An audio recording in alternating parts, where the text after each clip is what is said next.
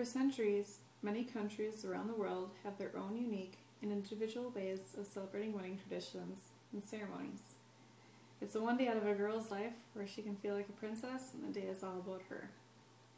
If I was to ask you what the first thing that came to mind when you thought about American weddings, I bet the first thing that would come to your mind would be a beautiful white dress and extravagant jewels. But what if I was to ask you about what came to your mind when you pictured a wedding in India? I'm pretty sure the first thing that come to your mind wouldn't be henna tattoos.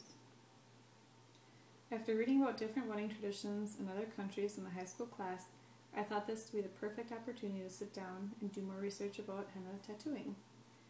I learned a lot from just visiting other sites and found this to be a very intriguing topic. Today we'll talk about the history, the meaning, and the traditions behind using henna tattoos in other countries. In order for you to get a better understanding of how the henna tattoos work, I will discuss what henna is, the history behind the henna, and how it was created, and where it originated from. Henna originated from Mahandi, which is a small tropical shrub whose leaves were dried and ground to a paste.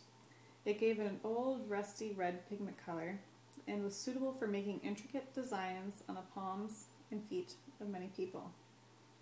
To make the tattoo dye, henna artists dry and crush the leaves of the henna plant, then mix them with oils and lemon juice to form a thick paste.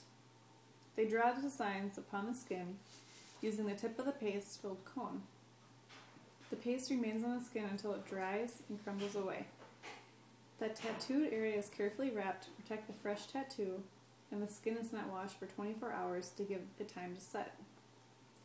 The henna plant is native to Egypt and other parts of northern Africa, and the earliest known usage of henna dye on the skin may be traced back 5,000 years to ancient Egypt, where the hands and feet of dead pharaohs were dipped in dye prior to mummification to ensure a smooth trip to the afterlife. The Egyptians brought the henna plant to India in the 12th century AD, and the art of henna tattoos soon flourished. In the 17th century, Empress Mahal was the first Indian ruler to be painted with henna. Now, henna tattoos are available worldwide, and salons are now specializing in henna tattooing painting exist around the world in the United States. The dye has a cooling property, yet no side effects on the skin. Mahandi is extremely suitable for creating intricate patterns on various parts of the body. As the use of the Mahandi spread, its application methods became more and more sophisticated. The tradition of henna, or Mahandi, came from Africa and the Middle East and is believed to have been used in a cosmetic for the last 5,000 years. Most women from that time in India are depicted with their hands and feet hennaed, regardless of the social class or marital status. Now that I have enlightened you on the history behind henna, I now would like to discuss how henna is used. Henna is typically applied during special occasions like weddings and festivals. Most people with henna view the tattoos as decoration only. Though the tattoos can make additional meaning in some cultures, brides wear henna tattoos in a traditional Hindu wedding ceremonies. Dark henna tattoos stains symbolize the commitment to the bride and groom to each other. A long-lasting stain indicates a long-lasting marriage.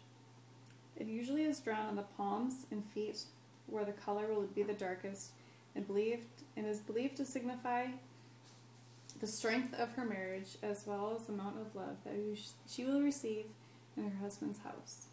In fact, it is said that the darker the color of the Mahandi on the hands and the feet of the bride, the stronger will be the marriage and the longer it will last.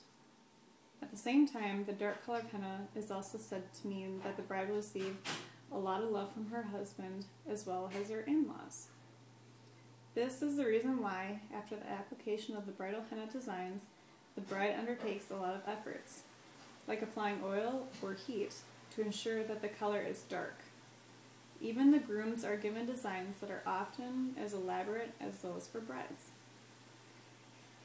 With covering the significance of the bridal procedures, I would now like to discuss the importance of the Mahandi bridal designs and the patterns commonly found. Amongst the traditional henna designs drawn on the hands and feet of a bride, one can include the barat scene and the dolly scene. The barat scene is the term used to denote the possession of the groom, including all of his family members, even his relatives and his friends, before he arrives at the wedding venue. Dolly signifies the end of the wedding ceremony. When the bride goes away with her husband, both of these designs are extremely intricate and involve long hours of labor. Apart from that, the common bridal Mahandi designs include a peacock, calash, flowers, leaves, and conch shells.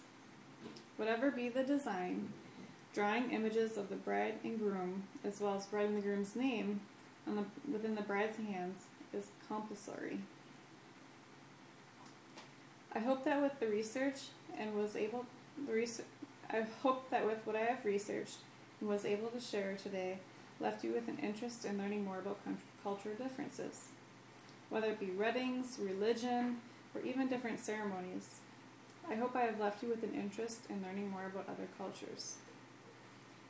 I hope that after explaining the history, the significance of henna, the bridal designs, the Mahandi designs, and patterns, that it has left you with a better understanding on how traditions can vary in other cultures.